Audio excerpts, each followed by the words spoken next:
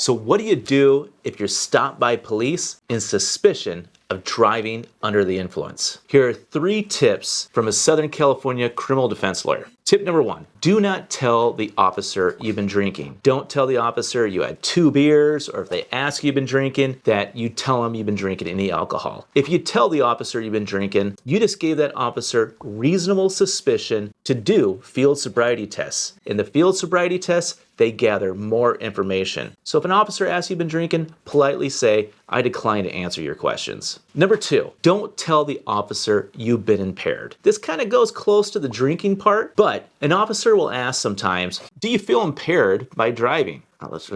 Do you feel impaired driving even though you had some alcohol? Don't tell the officer, I feel impaired. Or sometimes the officer will ask, in a level of 1 to 10, how impaired are you? Don't answer that question. Again, you're giving the officer probable cause and reasonable suspicion that you're driving under the influence. The officer already suspects you're doing so you don't have to answer the questions and give him the answers he wants. In addition, the DA loves this statement. They'll play it in front of the jury, in front of the court, in front of anybody who wants to see it, especially if you admit it being impaired. Give your defense attorney a break. Don't admit to it. And third, remember, in that 20 to 30 minutes during that investigation, you're in the officer's backyard. So be polite. If they ask you questions you don't want to answer, politely say, I decline to answer that question. Or, can I have an attorney? You do that politely. If you do it rudely, that could be played in front of the jury and make you look bad. Instead, make the officer look bad. If the officer acts like a jerk or is swearing at you, that's not going to reflect well in front of the jury. And we've had some great results when the officer asks rudely, and our clients